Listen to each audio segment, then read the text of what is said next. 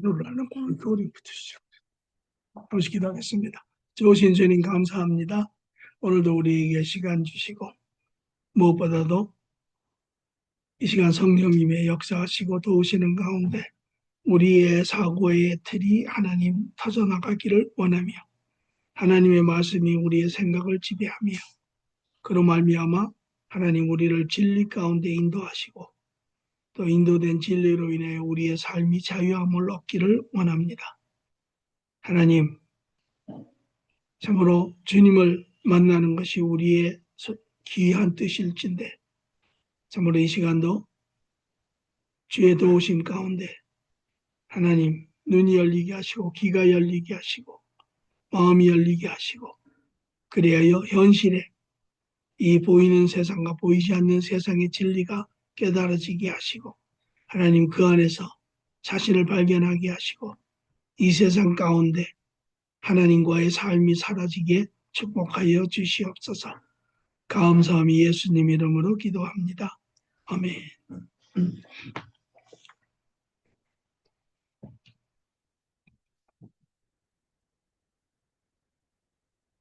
자, 오늘 이제 거의 끝나는 부분인데요. 오늘은 영원한 나라의 삶을 보겠습니다. 마지막 부분입니다. 우리가 창조의 나라를 보았습니다. 타락의 나라를 보았습니다. 또 약속의 나라를 보았습니다. 또 회복의 나라를 보았습니다. 또 지난번에 완성된 나라를 보았습니다. 이제 마지막에 영원한 나라입니다. 우리는 이것을 일반적으로 가르쳐 천국의 삶이다 이렇게 이야기를 하죠. 완성된 하나님의 나라는 어떤 모습일까요?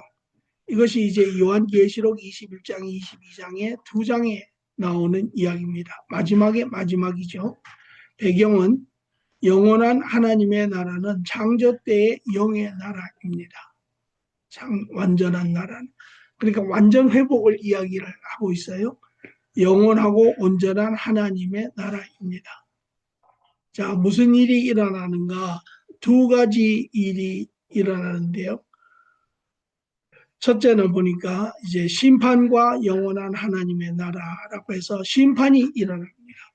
지금 이제 예수님이 재림하시고 예수님이 소위 말하는 천년 왕국, 밀레니엄 킹덤이라고 해서 이곳에 성도들과 함께 와서 에덴 동산의 영역에서 천년을 이제 다스리시고 그 왕으로서의 그런 삶을 누리세요. 그분에게는 당연한 권리이고 마땅히 있어야 할 그런 삶의 모습입니다.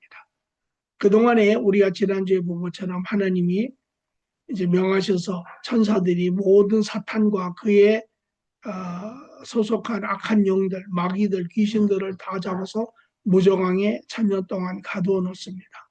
그리고 외부에서는 여전히 불신자들, 믿지 않는 자들이 그냥 그들의 삶을 계속 지속적으로 천년 동안 삽니다. 여러분이 상상하실 수 있죠. 천년이 여기 성경은 이렇게 얘기합니다. 천년이 하루 같고 하루가 천년 같다. 시간이 엄청 빨리 간다는 겁니다. 지금보다도 더 훨씬 그렇다고 24시간이 뭐 24초에 흘러간다는 소리가 아니고 그만큼 시간의 개념이 없다. 그래서 천년이 후딱 지났습니다. 더더군다나 예수님과 더불어 사는 성도의 삶은 그 삶은 거기에는 시험도 없고 눈물도 없고 상처도 없고 고통도 없고 온전한 사랑 가운데 나누는 그러한 삶입니다. 예. 그래서 약식으로 우리 교회 이름이 사랑의 공동체 교회가 바로 사랑으로 이 땅에 회복된 나라의 그런 속성을 이야기하는데 사랑으로 한 공동체 가정이 된 그러한 교회다라는 의미를 가지고 있습니다. 자, 이제 심판대로 봅니다. 그러다가 이제 천년이 지나갔고 이제 사단이 천년 후에 잠시 무저강의 문이 열리고 사단이 놓입니다. 그러면 지금 외부에는 믿지 않는 사람들, 하나님을 모르는 그냥 자기들의 그냥 본능에 따라서 죄성을 가지고 사는 사람들이 있습니다. 그러나 차이점은 지금과 그때의 차이점은 지금은 사단이 주관하고 있지요. 그러니까 사단이 미혹을 지금은 하고 있습니다. 어떻게 되느냐? 이런 거예요. 여러분, 이게 이제 한 예를 제가 보여드리려고 하는데 사단의 역사를 아까 이야기했지만 귀신의 역사가 도대체 어떻습니까? 어떻게 귀신이 있다는데 알고 있습니까? 예. 귀신의 역사는 이제 거짓말에서 시작하고 거짓말에서 사로잡는 것인데 여러분이 예를 들어서 누구 한 사람을 미워해요. 처음에는 그냥 난 그 사람 싫어. 이런 정도에서 시작을 해요. 근데 시간이 가면서 그 진이 깊어진다라고 이야기합니다. 골이 깊어진다. 골이. 그러니까 그 강도가 점점 심해지면요. 위험이 점점 커지고 어느 순간에 딱 되면 자기 스스로도 그거를 놓으려고 해도 놓을 수가 없는 상태가 될 때가 있어요. 예. 그러니까 그런 상황이 되면요. 그게 사실은 마귀가 딱 뒤에서 역사를 하면 그런 상황이 돼요. 예. 그렇기 때문에 에베소서 4장에도 보면 이런 이야기를 해요. 부부지간에 화를 낼 일은 뭐 인간이니까 있을 수 있어요. 크고 작고 뭐 여러 가지 부분에서. 그러나 뭐라고 하냐면 화를 내되 날이 지기 전까지 분을 풀라라.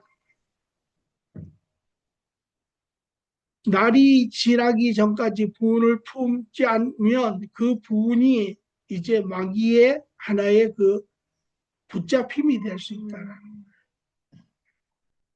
그러니까 무슨 일이 인간이니까 서로 오해할 수 있고 언짢을 수 있고 서로 문제가 있을 수 있지만 빨리빨리 풀라라는. 부부지간에도 마찬가지잖아요. 작은 부분에서 서로 말다툼하고 뭐 언쟁을 해요. 그런데 그게 시간이 지나가면 그게 점점 어려워져요. 그러니까 이 부부지간에 언쟁하고 나서 들어가서 3일 동안 4일 동안 이야기 안 하는 사람들은 그런 어리석은 사람들이에요. 그러니까 문제가 있으면 약간의 시간을 갖고 서로의 감정을 다스리고 합리적으로 이야기를 보고 그리고 앉아서 소통을 해서 그것을 풀어야 돼요. 그것이 여러분들이 물론 이제 한 예를 드는 것입니다. 그 이후에도 이제 여러 가지 측면에서 마귀가 역사하는 부분들이 있습니다. 자, 그래서 사단이 이제 풀려지고요. 그러면 사단이 뭘 하겠어요? 사단은 하나님을 대적하는 자들이잖아요. 그러니까 예수님을 이제 이 불신자들을 사단이 규합을 해서 이제 다시 하나님을 대적하려고 해요. 그래서 천년 후에 일본에 사단이 잠시 노임을 받습니다. 사단은 이 땅의 모든 불신자를 모아 예수님과 일전을 준비하려고 합니다. 여러분 옛날에 아마겟돈 전쟁이라는 거 들어봤어요? 예, 이 아마겟돈이라는 말이 여기서 나온 거예요. 예, 아마겟돈. 그런데 이제 그거를 인간들이 극화시켜가지고 이제 막 한 건데, 그러나 아마겟돈에서 웅집을 하지만 전쟁은 일어나지 않습니다. 이때 예수님이 천사를 보내 그들을 한꺼번에 다 결박을 합니다. 그러니까 이 땅에 있는 불신자들과 모든 악한 영들과 사단이 한꺼번에 다 잡힘을 듭니다. 그리고 이제 호련히 마지막 심판이 이제 판결이 이루어지는 마지막 이제 백보자 심판이 이루어집니다. 그래서 이제 심판이 에덴의 동산에 있던 예수님과 이제 모든 성도들이 하나님의 능력 가운데 이제 그 모든 것이 열리고 거기에 예수님이 이제 중심에 재판관으로 앉으시고 성도들이 모두 다 예수님의 뒤편에 일종의 이제 판사의 역할로 이제 씁니다. 그러면 이제 잡혀온 사람이 누굽니까? 사탄과 모든 악한 영과 불신자들이죠. 그죠? 자, 여기에 이제 지금 이거는 제가 이야기했지만 지난번에 의의 부활, 첫 번째 부활, 의의 부활은 성도의 부활이라고 했어요. 그래서 천국에 있던 잠자던 성도들도 일어나고 이 땅에 남아있는 의로운 자들도 올림을 받고 해서 성도들은 이제 다 부활을 해서 예수님과 천년왕국에서 살았죠. 이제 그러면 두 번째 부활하지 않은 사람들이 있는데 그게 바로 두 번째 부활인데 두 번째 부활은 사망의 부활입니다. 사망의 부활. 의인의 부활이 아니고 이거는 이제 불신자의 부활입니다. 그러니까 이 땅에 지금 모든 잡혀 있는 불신자들이 호련히 근데 여기서도 순서가 있어요. 이 사람들 말고 불신자들이 또 잡혀 있는 데가 있습니다. 어딘지 아세요?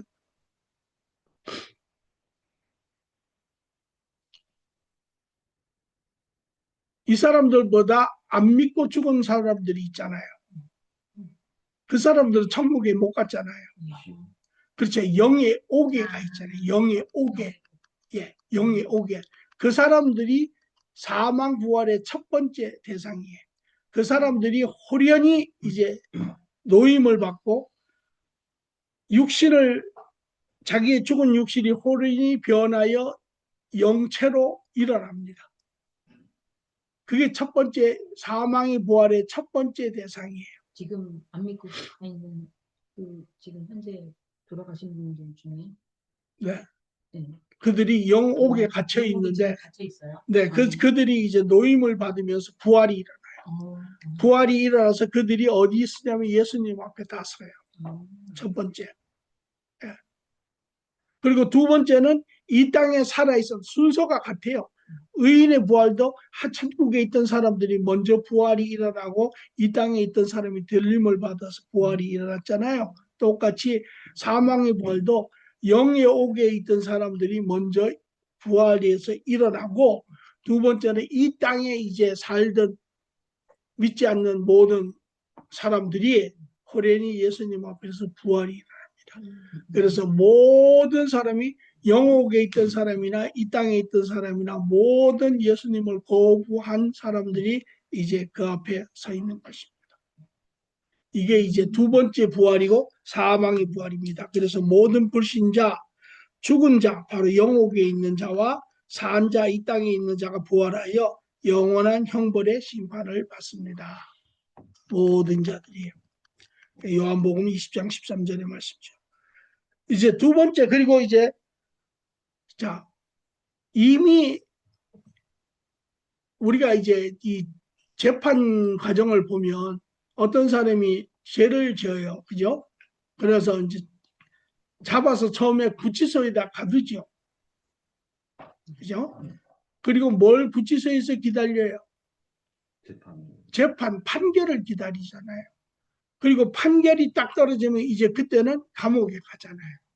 그와 마찬가지로 이 사탄도 이 세상에 이미 하나님을 대적했을 때 이미 미래에 예수님이 오시면 이제 판결을 받을 과정에 있는 거예요. 그래서 이 세상에 있었던 거예요. 구치소에 있는 것처럼. 그러다가 마침 이제 예수님이 이 땅에 오셔서 판결을 하시는 거예요. 판결을 하시면 그 다음에 이제 감옥에 가듯이 영원한 지옥에 가는 것입니다. 그래서 여기에 두 번째 죽음, 영원한 죽음이 이제 집행이 되는 거예요. 사단과 적그리스도가 지옥으로 먼저 떨어집니다. 하나님, 예수님이 이들을 먼저 제일 먼저 형벌을 주세요. 두 번째, 불신자, 너 영원히 하나님과 분리되어 지옥에서 형벌을 받게 되어 있습니다. 요한복음 10장, 20장 15절. 불신자 중에 구원에 동참하는 자가 있습니다. 불신자 중에 여기에 예수님이 영옥에 가셔서 율법 이전의 죄인들에게 복음을 전하셨다라고 이야기합니다. 아담에서부터 모세까지 베드로전서와 마태복음 10장에. 그러면 우리가 유축할 수 있는 것은 심판 때 복음을 듣지 못한 이에게도 기회가 있을 것입니다. 이거는 제가 쓴 것입니다. 뭐냐면 많은 질문들을 합니다. 아니 복음 애가 태어나다가 뱃속에서 죽으면 천국 갑니까 지옥 갑니까? 또 저기 아마존 한가운데 평생 대대 선선히 빨가먹고 물고기 잡아먹고 살던 사람이 복음도 한번 못 들었는데 예수님 앞에 서면 지옥 갑니까 천국 갑니까? 이런 질문들 많이 해요.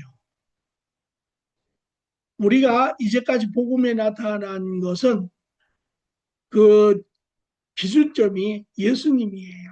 예수님. 예수님 왜? 우리가 알다시피 예수님은 하나님이시지만 그분이 자기의 인간을 위해서 자기의 모든 것을 목숨까지 주시고 구원하신 그분이 기준점이에요. 그리고 그분을 중심으로 해서 이제 복음이 선포되었고 복음을 안 믿는 사람들은 아유 복음 예수님 안 믿는다고 지옥 가면 억울하지 않습니까? 그렇지 않아요. 왜? 그 내용을 보면 사람들에게는 다 두 가지 기회가 있어요. 복음을 우리는 수도 없이 직간접적으로 듣습니다. 직접으로 듣기도 하고 간접적으로 듣기도 남을 위해서 듣기도 하고 뭐 방송을 통해서 듣기도 하고 뭐 자기의 고통을 통해서 여러 듣습니다. 그러나 듣는 받아들이는 사람은 하나님의 은혜를 경험하고 구원에 동참하지만 받아듣지 않는 사람은 다시 말하면 이런 거예요. 끊임없이 예수님을 삶 가운데 오시는 예수님을 밀어내는 거예요. 나는 당신이 필요 없습니다. 당신 없어도 나는 잘 삽니다. 날 귀찮게 하지 마세요. 예, 나는 내 길을 가겠습니다. 세상 길을 가겠습니다. 세상 길을 제시하는 게 마귀거든요. 그러니까 마귀와 같이 그 길을 가겠다라는 거예요. 그러니까 마지막 때 그 예수님이 기준이 되어서 이것이 네가 이제까지 150년 이상 네가 주장하며 산 길 아니냐. 예, 그것이 지옥에 가는 데 내용이에요. 물론 이제 의에 도달하지 못하기 때문에 율법에 의해서 그렇게 되지만 그러나 좀 더 그것을 인간적인 실질적인 면에서 봤을 때는 본인이 우리 모두에게도 선택권이 있어요. 버스를 타는 사람도 선택이 자기가 믿음의 선택이에요. 왜? 저 버스가 안전하다고 믿기 때문에 비행기 타는 사람도 마찬가지고 여러분 앉고 있는 의자도 아 이거 내가 앉아도 절대 넘어지지 않는다고 하는 믿음이 있기 때문에 선택을 한 거예요. 모든 것은 선택입니다. 그러니까 나의 선택의 결과라는 거예요. 예. 그러니까 우리 앞에도 예수님을 믿고 안 믿고의 선택이 있어요. 모든 영역에서. 그러나 우리가 그러니까 내가 마지막에 서서 천국을 가느냐 지옥을 가느냐 그 중심에 예수님이 있는데 그것은 결국은 내 선택의 결과예요. 예수 하나님의 선택의 결과 물론 예수님을 통해서 그렇게 기준점을 세워두셨지만 그러나 선택은 지금도 마찬가지예요. 지금도 어떻게 구원을 받습니까? 내 선택이잖아요. 예. 그러니까 이것은 너의 선택이니까 너의 선택대로 가라라는 것이 이해들 되십니까? 네. 그럼에도 불구하고 제가 여기다 이렇게 써놓은 거는 그러나 성경은 확실히 그렇게 이야기해요. 예수님을 기준점으로 해서 우리의 선택에 따라서 구원과 또 형벌이 결정이 되는데 그러나 우리가 그레이 에리아가 있잖아요. 이렇게 뭐 태어나기 전에 뭐 애들이나 이런 여러 가지 있어요. 근데 이제 로마서에서는 그걸 이렇게도 이야기해요. 우리 인간은 하나님 형상으로 지었기 때문에 하나님을 아는 것이 우리 안에 있다라는 거예요. 본질적으로. 첫째. 둘째는 우리가 이 세상에서도 우리가 보면은 하나님을 알 수 있는 것들이 도처에 깔렸다라는 거예요. 그럼에도 불구하고 우리가 거부하는 것이거든요. 그럼에도 불구하고 제가 왜 이걸 이렇게 쓰냐면 이거는 전폭적으로 하나님의 신실함이에요. 하나님은 신실하신 분이고 하나님은 정말 긍휼하신 분이고 한 명이라도 구할 수 있으면 더 구하시는 것이 하나님의 뜻이라는 것이에요.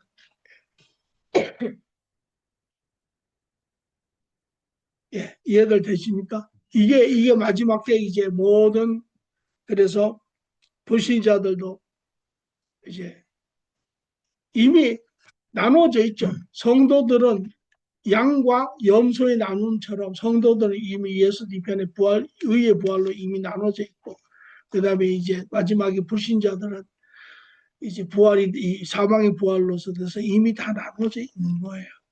그러니까 이제 그때 천국에 가는, 지옥에 가는 거죠. 그러니까 지옥은 아까 제가 얘기했지만 타락한 천사를 벌주기 위해서 만든 영의 감옥이에요. 그런데 왜 불신자들이 갑니까?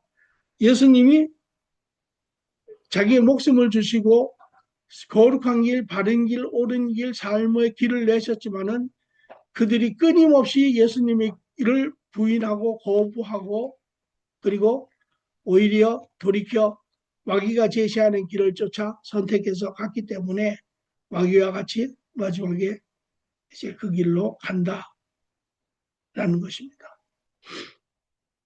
물론 이 지옥은 여러분이 상상할 수 없는 것입니다. 왜? 이것은 제가 이야기지만 성경에서는 그거를 유황불 뭐 이런 이야기를 합니다. 뭐 옛날 하면 염라대왕이 뭐 염라대왕이 있는데 가면 막 그냥 시퍼런 불이 불타고 예 그런 부분이 있어요. 근데 그거는 정확히는 알 수는 없지만 무엇이냐 형벌이 있는 곳이라는 것입니다. 아픔이 있는 고통이 왜 벌을 주는 곳이니까. 예. 여기에는 지금 우리 저 세상의 감옥처럼 교정을 목적으로 하는 것이 아니에요. 여기는 벌을 주기 위한 것이기 때문에 여기에는 뭐 영원한 고독, 하나님과 분리로부터 영원한 고독 뭐 이런 것도 말할 것도 없거니와 거기에는 형벌이 있습니다. 여러분 근데 그것이 하루가 아니고 이틀이 아니고 3일이 아니고 영원을 벌을 받는다고 생각을 해봐요. 얼마나 고통스럽겠습니까? 단지 우리의 말로 그것을 다 표현하고 구사하지 못하는 것이 안타까울 것이죠. 그래서 그 후에 이제 모든 심판이 끝났습니다. 모든 심판이 이제 끝났습니다. 성도와 이제 죄인으로 다 되어서 끝났습니다. 그러면 지금 영의 세계가 열리기 전에 남아있는 육의 영역이 하나가 있습니다. 그게 뭔지 아십니까? 사람도 마귀도 불신자도 다 이제 지옥으로 가고 존재하지 않습니다. 그럼 뭐가 존재합니까? 이 땅에.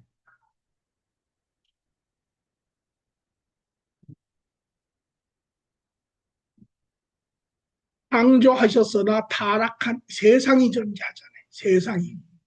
이 지구가 존재하잖아요. 우주가 존재하잖아요. 보세요. 영원한 나라가 나오는데 새 하늘과 새 땅이 오는데 옛 타락한 육의 세상이 호련히 사라져 없어집니다. 요한계시록 21장. 마지막 이 육에 창조된 이 모든 것이 다 없어집니다. 여러분이 아니 어찌 그런 일이 여러분 그렇죠. 그럴 수 있겠는데 쉽게 생각하세요. 이 존재하는 모든 이 육의 이 세계를 누가 지었어요? 하나님이 지었죠. 그럼 지으신 자가 지우실 수 있어요? 있죠. 예. 그 하나님의 명령에 따라 이 모든 것이 지어졌는데 그 하나님의 명령에 따라 이 모든 것이 다 사라집니다. 그러면 이제 완전히 다 끝났습니다. 그러면 이 육의 생각, 육의 영역이 없어지면 우리가 보지 못했던 것이 보이는데 그것이 바로 감추어진 그러나 존재하였던 영원한 영의 나라가 이제 보이기 시작합니다. 그래서 제가 그러게 그러면 제가 이제 절 잠깐 보십시오. 마지막에 감추어진 하나님 나라가 드러났습니다. 근데 이 나라가 드러난 것은 이 육의 나라가 이 나라가 존재하였지만 드러나지 않았던 것은 이 육의 나라가 존재하였기 때문에 그렇잖아요. 그렇죠? 그러니까 이 육의 나라가 없어지니까 영의 나라가 드러난 거잖아요. 그러니까 지금 육의 나라가 사라지기 전에는 영육이 같이 존재한 거잖아요. 그렇죠? 그러면 지금 여러분이 살고 있는 이 세상은 어떤 나라입니까? 육의 영이 그러면 이 육의 나라가 없어지면 영의 나라가 보이잖아요.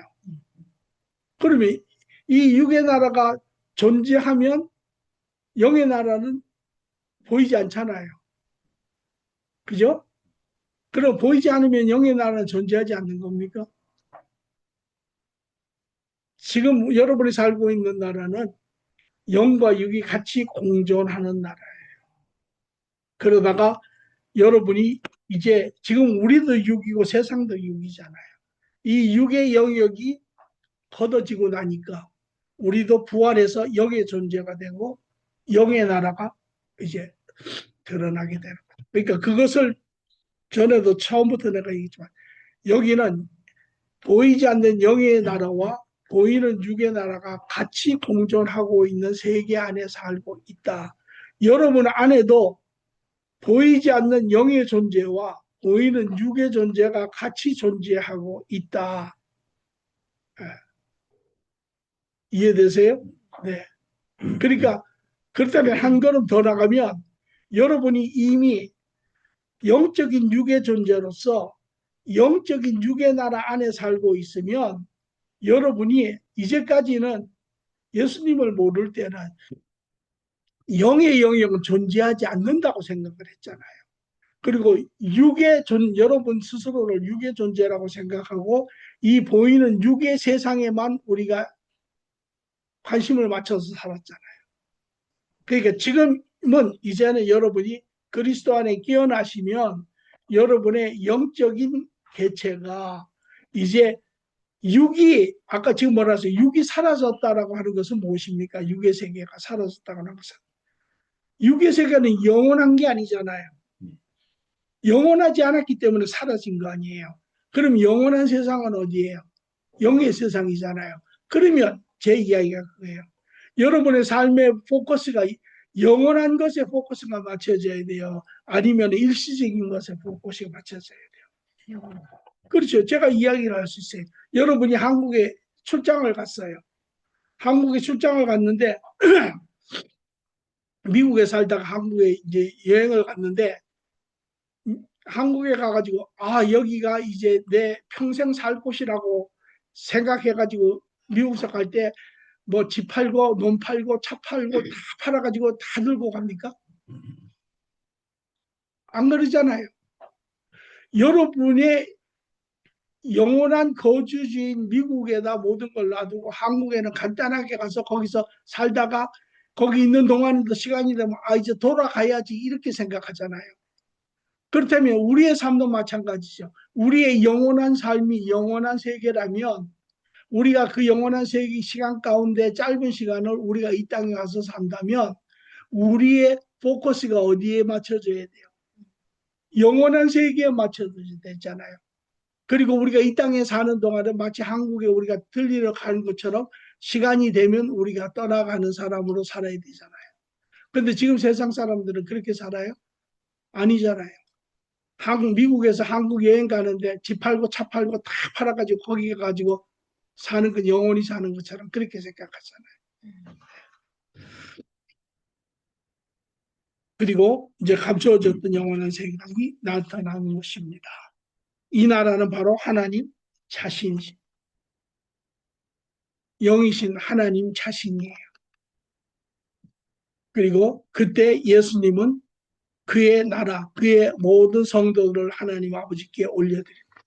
그리고 하나님은 우리의 아버지 되시고 우리는 하나님의 자녀가 되고 예수님은 하나님이시지만 아들의 예수님은 다른 아들인 우리의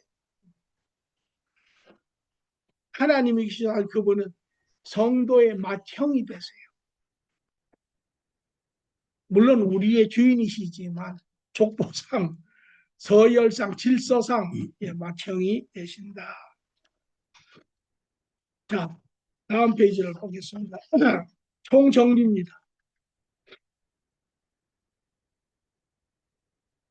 하나님은 처음부터 끝까지 지금 제가 한 이야기를 여러분 한마디로 이렇게 가만히 전체 안에 부분을 안에 전체를 정리하면 이 말이에요. 하나님은 처음부터 끝까지 자녀인 인간과의 온전한 사랑의 관계의 삶을 원하셨어요. 그게 하나님의 나라예요. 그리고 여러분이 창조에서부터 시작해서 마지막 영원한 이 완성된 나라의 전체를 통해서도 그게 그 시작이 완성된 거예요. 결국은. 뒤에 하나님은 창조 전에 이미 인간의 죄를 인지하셨습니다. 에베소서 1장 4절에.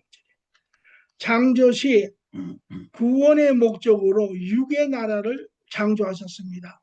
어떻게 아냐고요? 조금 전에 우리 봤죠? 잠깐 보세요. 조금 전에 봤죠?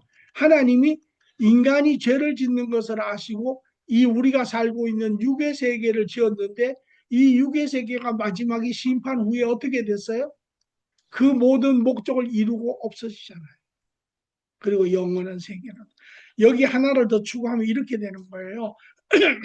하나님은 인간과 온전한 사랑의 관계를 원하셨는데 처음에 원래 하나님의 계획은 영원한 영의 나라에서 하나님과 자녀가 온전한 관계를 하는 것이에요. 그런데 인간이 죄를 짓는 것을 인지하는 거예요. 영적인 인간이 죄를 지으면 구원이 없어요. 그래서 인간을 살리기 위해서 육의 세계로 지으시는 거예요. 그래서 뒤에 보면 인간이 죄를 지을 때 하나님의 저주로 세상은 타락이 육의 세계로 영의 인간은 육의 인간으로 변절되었습니다. 육의 세계로 전략됨의 증거는 바로 죽음, 곧 분리입니다. 그래서 우리에게 죽음이 있는 거예요. 이에 하나님은 예수님을 통해 타락한 육의 세계와 육의 인간을 다시 원래의 상태로 회복시키는 구원의 계획을 나타내셨어요. 그리고 하나님은 회복의 시작으로 이스라엘을 택하고 그의 나라를 가시적으로 나타내셨습니다. 예수님은 이스라엘을 통해 인간의 육의 몸으로 오셔서 그의 육신으로 인간의 죄값을 지불하시고 하나님의 나라의 죄 부분을 해결하셨어요. 또한 하나님은 율법을 완성하시고 예수님은 하나님의 율법을 완성하시고 열린 통로를 통해 하나님이 성령을 보내시어 각인의 심령을 새롭게 거듭나게 함으로 하나님 나라의 영적 부분을 완성하셨어요. 예수님은 하나님의 계획대로 구원의 언약을 완성하셨습니다. 그리고 모든 믿는 자에게 구원을 선물로 주셨어요. 죄를 온전히 인정하고 예수 그리스도의 제사함을 받는 자는 죄가 사하여지고 성령의 인침으로 새로운 하나님 나라의 피조물로 지어집니다. 구원받은 인간은 하나님 나라에 속한 하나님의 자녀로 이 땅에서부터 하나님과 그의 도움으로 하나님 나라의 삶을 살기 시작합니다. 이 세상을 떠날 때 타락한 육신을 벗어버립니다. 예수 재림 때에 성도는 육신이 부활하여 거룩한 영체로 일어납니다. 왕이신 예수님은 타락한 성도와 함께 재림하시어 그의 창조된 나라에서 천년을 다스리시고 모든 타락한 세상을 심판하십니다. 타락한 육의 세계는 영원히 사라지고 새로운 영의 세계가 드러납니다. 이때에 예수님은 아버지 하나님께 그의 나라를 바치고 하나님의 영원한 나라가 시작이 됩니다. 이것이 하나님의 나라 구원의 완전한 계획입니다.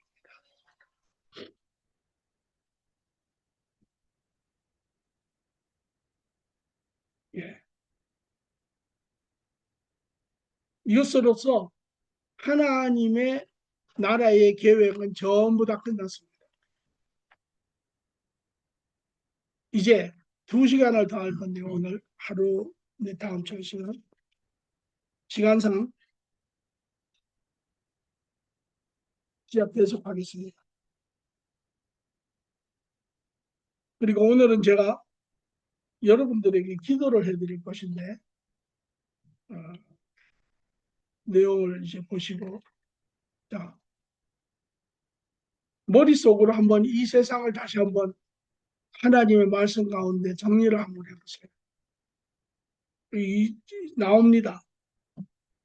여러분이 살고 있는 이 세상이 그래서 제가 항상 이야기해 신앙과 삶은 분리될 수 없는 것입니다. 요새 여러분이 이런 이야기 가끔 듣죠.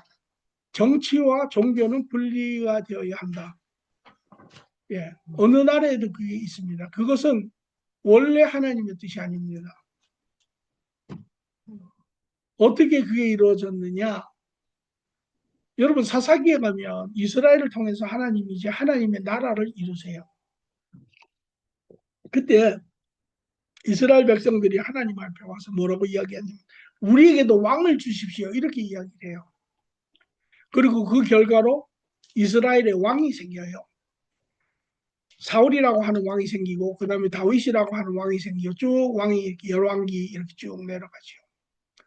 그때 하나님이 이렇게 이야기하세요. 이스라엘에게. 사사기 읽어보세요. 이렇게 이야기해요. 내가 너희의 왕인데 어찌하여 너희가 왕을 달라 하느냐. 근데 이들이 보니까 주위에 보니까 자기네들은 무슨 일 있을 때마다 제사장이 올라가가지고 하나님한테 뭐 40일도 60일도 기도하고 막 이게 늦는 거예요. 그런데 옆 나라는 보니까 왕이 있어가지고 즉각 뭐라고 명령하면 이렇게 이루어지고 막 이렇게 하는 게 보기도 좋은 거예요. 예. 또 뭐 보이지 않는 자기들이 알지 못하는 하나님과 자기네들이 거래하는 것보다는 자기들이 보고 알 수 있는 인간에게 하는 것이 훨씬 나아요. 하나님이 그들에게 이야기를 하세요. 너희가 알지 못해서 그러는데 지금 여러분 국가라는 것이 무엇입니까? 국부론이라는 거 옛날에 보면 국가라는 거는 이런 거예요. 지금 국가가 국민이 다 한 방향으로 가기가 힘들잖아요. 생각도 다르고 여러 가지.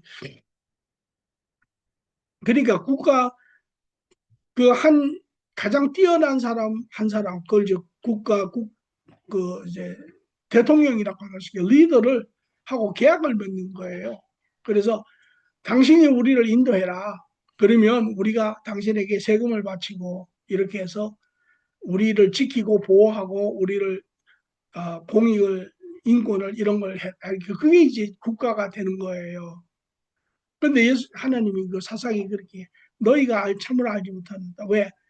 너희가 왕을 세우면 저 왕이 너희를 노예 삼고 너희 자녀를 노예 삼고 너희를 부역을 시키고 너희에게 짐을 지우고 너희가 고통 속에 사는 것을 왜 알지 못하느냐. 정확한 이야기예요. 그럼에도 불구하고 왕을 달라 해요. 그래서 하나님이 할 수 없이 그런 것을까지도 포용을 해서 왕을 세워주고 아니나 다를까 그래서 이제 수많은 크고 작은 문제가 일어나고 그것이 변형이 되어서 계속 오늘까지 이제 오는데 그 이제 물론 그러다가 이제 왕권 제도가 무너지게 되지요. 나중에는 그러면 이제 그때 여러분이 유럽 세계사를 보면 특히 이제 유럽에 보면 처음에는 이 종교가 분리가 되지 않았어요. 원래는 하나가 되었어요. 그래서 그 이제 12제자들이 이제 그 종교를 통합하기 위해서 만든 게 이제 결국은 교황이라는 제도가 생겼어요. 그리고 그 교황이 원래는 그 유럽에 있는 모든 나라들을 통치를 했어요. 그래서 왕들이 결혼을 한다든지 뭐 무슨 정치에 큰 문제가 있을 때는 항상 교황의 명령을 허락을 받아서 그 일을 했었지요. 그러다가 이제 교황의 이제 타락이 생기기 시작하면서 이제 종교와 정치가 유착 관계가 이루어지고 이제 그러면서 거기에서 많은 부정부패가 이제 불의가 일어나기 시작을 한 거예요. 그때 이제 생긴 게 종교와 정치를 분리한다. 더 이상 종교는 정치에 개입하지 않고 또 정치는 종교에 개입하지 않는다. 이렇게 해서 그게 생긴 거예요. 지금도 이제 이 수천 년이 지나 그러다 왕권이 무너지다 이제 체제가 이제 뭐 자본주의로 갔다가 민주주의로 갔다가 사회주의로 갔다가 이제 수정사회주의로 공산주의로 갔다가 이렇게 지금 이제 대립이 이제 체제가 바뀐 건데 그럼에도 불구하고 이제 그 왕권 대통령들이 이렇게 해서 다스리는 거잖아요. 그러나 원래는 정교가 분리가 되는 게 아니에요. 그러니까 지금 왜 그 이야기를 하냐면 정교가 분리가 되면 제가 이야기하는 삶과 신앙은 분리가 될 수 없다라는 말이 맞지가 않아요. 예. 그러니까 오늘날도 교회에서 보면 많은 일반 교회들은 정치에 대해서 이야기를 안 해요. 또 어떤 한쪽으로 또 편향을 치우쳐서 하는 교회는 정치에 대해서 이야기를 하는데 잘못된 이야기들을 그러한 모든 내 바른 진리적인 것을 이해하지 못하고 이야기를 하니까 또 자꾸 한쪽으로 치우치는 그런 문제가 생기는 거예요. 이 시대에 사실은 바른 것은 그걸 이제 우리가 선지자적인 그런 신앙인이다라고 이야기를 하는 게 시대적인 신앙은 왜 신앙이고 삶이고 삶이고 신앙. 제가 영상을 하나 올려놨어요. 지난 수요일 날 설교한 건데 세대의 변화라고 하는 그래서 세대의 흐름을 잘 읽어야 한다. 그것이 하나님의 뜻을 하나님 마지막 때 사람들이 말하기를 너희는 무화과 잎이 나면 여름이 가까이 온 줄을 알라. 마지막 때 증거들을 너희들은 잘 보고 깨어서 있어라. 그렇게 이야기하시는 부분을 적어서 올해 지금 현재 일어나고 있는 일들을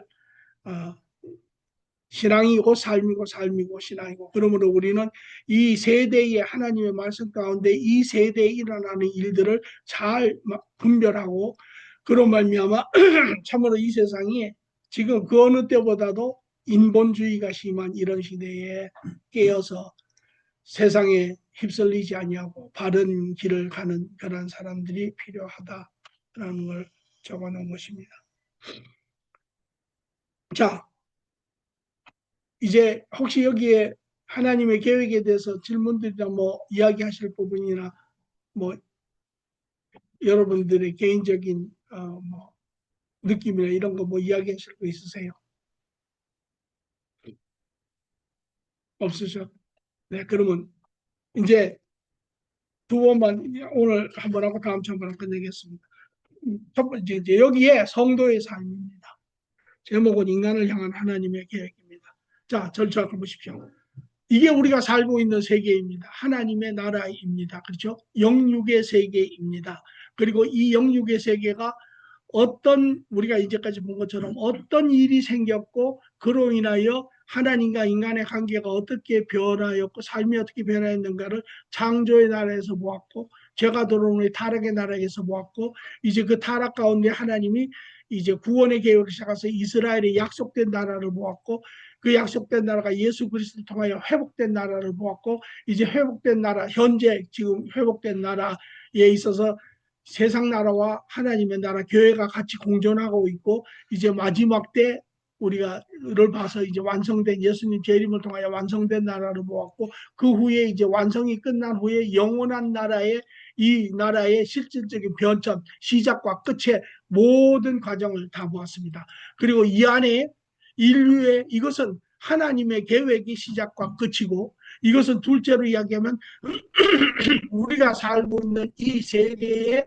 시작과 끝을 우리가 보았고 셋째로는 이것은 여러분과 우리 인류 모든 인간의 역사 시작과 끝을 실질적으로 인간의 역사는 모든 역사라고 하는 것은 보이는 것만 적은 것이죠. 어떤 사건만 적었지요. 그러나 그 사건이 어떻게 해서 일어났고 무슨 의미를 가지고 그것이 어떤 계획 가운데 되어 있다는 것은 알지 못합니다.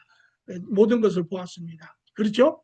자, 오늘 2026년 3월 23일 오늘 이 시점에 이제 돌아갑니다. 자, 여기서 보십시오. 그러면 이런 나라 가운데 그 중심은 하나님과 인간과의 관계죠. 자, 여기에 하나님이 지금 이 시점에 이 세상을 향하여 인간에게 가지고 있는 계획이 무엇인가를 한번 다시 정리를 해서 봅니다. 이 세상의 상태를 먼저 봅니다. 이 세상에는 현존하는 두 나라가 있습니다. 하나님의 나라 또 세상의 나라. 하나님의 나라는 영적 나라죠. 우리가 지금 현재 존재하지만 눈으로 보이지 못하는 형상이 없는 하나님의 나라는 영적 나라입니다. 그리고 그 보이지 않는 나라가 실질적으로 가시적으로 모습을 나타내고 있는 것이 바로 교회이죠. 예, 교회이죠. 그래서 하나님이 그의 나라, 그의 자녀들과 사랑 가운데 다스리는 영역입니다. 실질적으로 선의 거룩함이 이 나라의 속성입니다. 이 나라가 실제 지금 공존하고 있습니다. 그리고 여러분들이 정말 깨어서 눈을 열어서 보면 여러분 바로 주위에 이 나라에 속한 사람들이 있습니다. 그리고 이 나라에 속한 사람들이 그 삶을 살아가고 있는 것도 볼 수 있습니다. 두 번째는 세상의 나라입니다. 세자가 틀렸습니다. 세상의 나라인데요. 이 나라는 지금 우리가 본 것처럼 죄로 인해 타락한 현 세상 육의 영역입니다. 현재는 하나님이 허락하는 가운데 사탄이 주관하고 있습니다. 악이 중심이 되는 세상입니다. 악이. 그래서 결론은 두 나라는 하나님의 나라와 세상 나라는 서로 대립하는 싸움, 공존하고 있지만 서로 본질이 다른, 주인이 다르고 본질이 다른 대립하는 관계에 있는 나라입니다. 그렇죠? 그러나 그럼에도 전체성으로 볼 때는 두 나라 모두 다 하나님의 다스림 안에 있습니다. 자, 제가 이야기한 예를 들겠습니다. 여기에 옛날에 캘리포니아가 아니 캘리포니아 말고 미국 독립 때 예를 들어서 50까지 쉽게 그냥 50주라고 하죠. 미국이 50주잖아요. 근데 전쟁이 일어났어요. 뭐 옛날에 뭐 독립운동이라고 뭐 한 예를 들었죠. 그러면 같은 미국 아닌데 남부에 있는 일종의 컨페더레이션이라고 하는 뭐죠? 그 소작인이 아니고 토지 농장들 하는 사람들 있잖아요. 소장농. 소장농이라는 건 빌려서 하는 걸 소장농이라고 하고 자잔 그 흑인들을 노예로 부리는 그 농장주들이 중심을 해서 이제 노예 해방 운동에 이제 링컨 때 이제 전쟁이 일어났잖아요. 그래서 연합군과 이 남부군이 싸웠잖아요. 그렇지만 서로 대적하는 관계에 있었잖아요. 그러나 그 남부는 미국 아닙니까? 미국 아니죠. 마찬가지로 예를 들어서 아리조나가 반란을 일으켰어. 그래서 아리조나가 야 우리는 독립한다. 그러면 미국 연방정부가 이렇게 쳐다보고 있을 거 아니에요.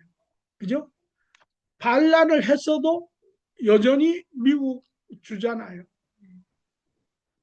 그죠? 미국의 통치 아래에 있잖아요.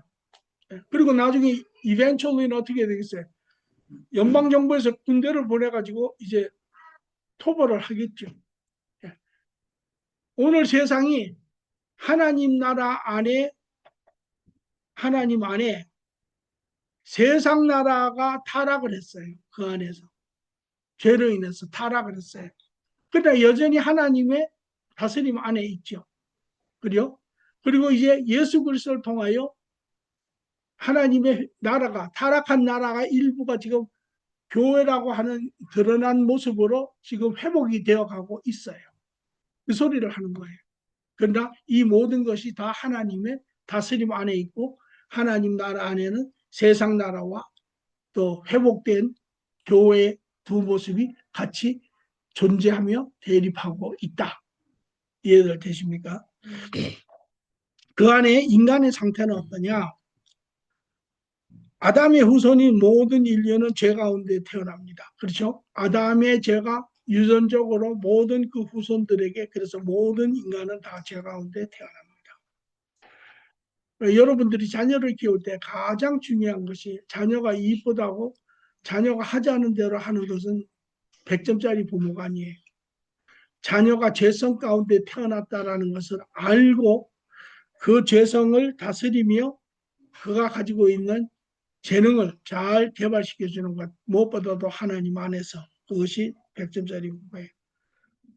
그래서 인간은 하나님을 잃어버리고, 죄 가운데 태어난 인간은 하나님을 잃어버리고 타락한 세상 가운데 죄성의 피해자로 고통스러운 소망 없는 삶을 살고 있습니다. 이게 지금 우리의 삶의 모습이죠. 세 번째 보니까 인간 그 누구도 스스로의 죄에 붙잡힘과 죽음으로부터 구원할 수 없습니다. 아무도 구원하지 못합니다. 인간은 끝없는 좌절 가운데 살고 있습니다. 그러므로 모든 인간은 미래적으로 영원한 죽음, 지옥의 형벌의 심판이 예정되어 있습니다. 이것이 모든 인류의 상태입니다. 예. 우리 동의하는 것뿐 아니라 스스로의 삶에서도 이런 부분들을 발견하시기를 바랍니다. 자, 여기에 하나님이 구원의 길, 하나님이 예수 그리스도의 십자가의 죄사함을 통하여 죄의 갇힘에서 벗어나 참 인간으로 살 길을 열어주셨습니다. 하나님은 결론에 인간이 죄의 고통에서 벗어나 다시 하나님의 자녀로서 복된 삶의 길을 살기를 원하십니다. 이게 세상을 향한 하나님의 계획이에요. 이해되시죠? 자, 네. 그러면 여기에 제가 하나님이 인간에게 원하시는 거 세 가지인데 하나는 칭의, 하나는 성화, 하나는 영광입니다. 그래서 오늘은 칭의를 볼 거예요. 칭의. 칭의라고 하는 것은 문자 그대로 의롭다 칭함을 받는다라는 것입니다. 하나님의 의로운 자녀가 되는 것입니다. 의는 무엇을 의라고 하느냐? 성경에서 의는 모든 진리고 거룩함의 근원이 되신 하나님을 따라가는 것이 의로운 것입니다. 그러면 죄는 뭐냐? 의의 반대는 죄는 뭐냐? 죄는 하나님을 돌아서 세상, 하나님의 진리가 아닌 비진리적인 거짓적인 세상의 길을 쫓아가는 것이 죄입니다. 여러분들이 이제는 아니 왜 세상을 쫓아가는 게 죄입니까? 세상이 얼마나 바른 게 많은데요. 세상에 공의가 많고 공평함이 있는데요. 여러분이 그렇게 이해하지만 세상은 누가 만들었습니까? 여러분이 살고 있는 세상은 누가 만들었습니까? 아니요. 누구에 의해서 형성이 됐습니까? 사람에 의해서 형성이 됐죠. 세상을 이야기할 때는 사람을 이야기하는 거죠. 그러면 사람의 상태가 어떤 상태입니까? 사람은 조금 전에 우리가 보았죠. 인간의 상태는 어떤 상태예요? 전부 다 죄 가운데 상태에 있는 거잖아요.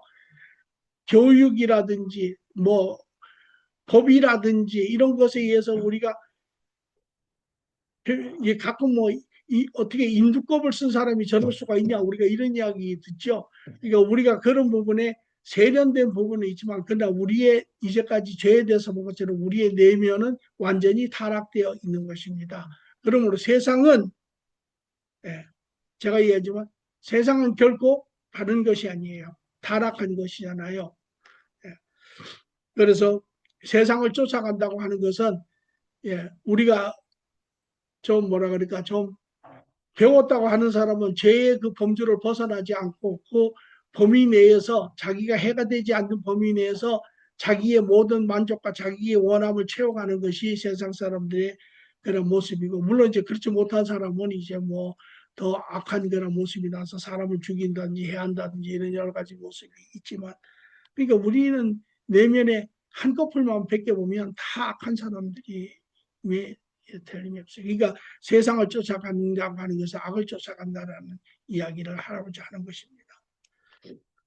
자, 여기에 하나님은 이제 이러한 세상의 삶, 이러한 인간의 타락된 삶, 악의 삶에서 떠나서 이제 다시금 인간의 하나님의 자녀로서의 바른 삶을 살 수 있는 기회를 주신다라는 것입니다.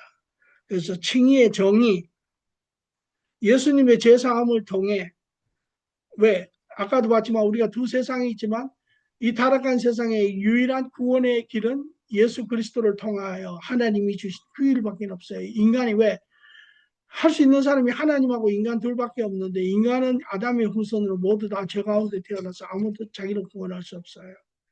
그러니까 이것을 할 수 있는 사람은 유일하신 하나님이시고 하나님이 할 수 있는 건 바로 예수 그리스도를 통하여 우리의 죄를 사하시는 걸 우리가 이미 다 보았습니다. 자, 어떻게 우리가 하나님의 자녀가 됩니까? 어떻게 우리가 의로운 자가 될 수가 있습니까? 어떻게 우리가 죄에서 벗어나고 의로운 사람으로서 하나님의 자녀로서 다시 바른 삶을 살 수 있습니까? 모든 사람들이 많이 원하지요. 그런데 제가 불행스럽게도 저 잠깐 보시면 교회 안에 가면 전에도 얘기했지만 교회 안에 두 종류의 사람이 있어요. 다 공통점은 다 예수님을 하나님의 말씀을 듣고 하나님을 찾아가는 사람들입니다. 그런데 그 중에는 하나님을 만나서 하나님과 동행하며 사는 성도, 거룩한 자라고 하는 이게 바로 칭이죠. 성도가 있는가 하면 교회 안에는 여전히 오래됐고 교회 직분도 받고 집사도 되고 장로도 되고 목사 중에도 그런 사람도 있어요. 여전히 예수님을 모르는 사람이 있어요. 아직 관계가 회복되지 않은 사람이 있어요. 이게 궁금하잖아요. 이게 큰 질문이에요. 아니 왜 똑같이 다 복음을 듣고 똑같이 예수님을 믿었는데 왜 어떤 사람은 예수님을 만나서 그리고 여기 또 하나님이 그 구원을 모든 사람에게 선물로 주셨다고 선물에는 자격이 없잖아요. 차별이 없잖아요. 누구든지 받을 수 있는 거잖아요. 그런데 왜 어떤 사람은 받고 어떤 사람은 못 받습니까? 이게 큰 질문 중에 하나예요. 왜 못 받습니까? 더더군다나 불행스러운 것 중에 하나는요. 이스라엘과 같은 사람들이 중간에 있어요. 그 사람들은 뭐냐? 교회 오래 다닌 사람들인데 하나님을 찾았어요. 하나님과 관계를 회복하려고 예수 그리스도 안에 나오고 했는데 이루어지지 않았어요. 그러다 보니까 교회 직분도 받고 믿음의 기간도 겨뤄지고 사람들이 저 사람 신앙생활한 지 오래되고 그러니까 어떻게 생각을 하냐면 스스로 합리화시키기 시작해요. 나는 이미 구원을 받았다. 그런데 실질적으로 구원받지 않은 사람은 왜?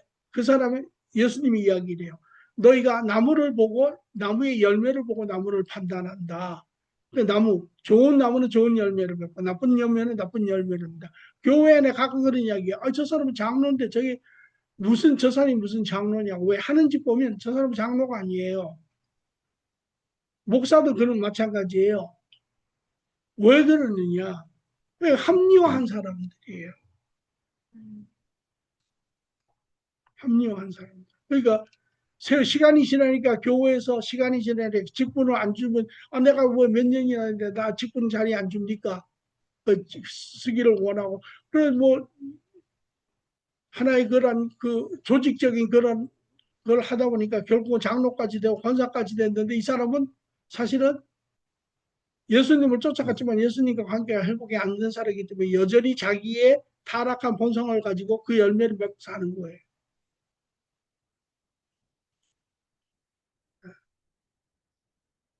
그러니까 예수 그리스도의 구원의 길은 많이 들었지만 문제는 이게 길인데 이 길을 가야 하고 이 길을 감으로 인해서 하나님과 관계가 회복되는 게 그게 목적이지요. 길만 알면은 아는 거하고 나와서 아무 상관이 없어요. 여기에는 몇 가지 중요한 게 있어요. 저도 개인적으로 이 문제를 놓고 많이 생각을 했어요. 사도행전에서도 보면 이렇게 이야기해요. 아니 그럼 우리가 어찌하면 구원을 얻을 수 있습니까? 물어요. 사도 바울이 말하기를 그렇게. 너와 너희 집안이 주 예수를 믿어라. 그리하면 구원을 얻으리라. 그렇게. 내가 예수님을 믿습니다.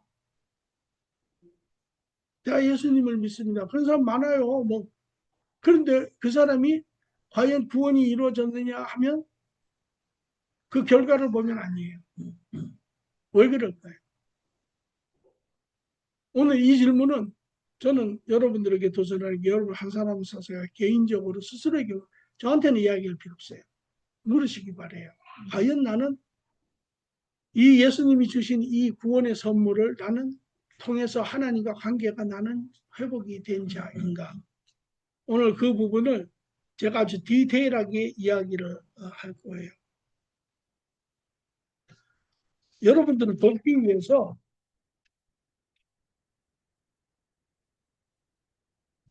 제가 그 다음 페이지에 성도, 성화된 자에 대한 이야기를 먼저 보겠습니다.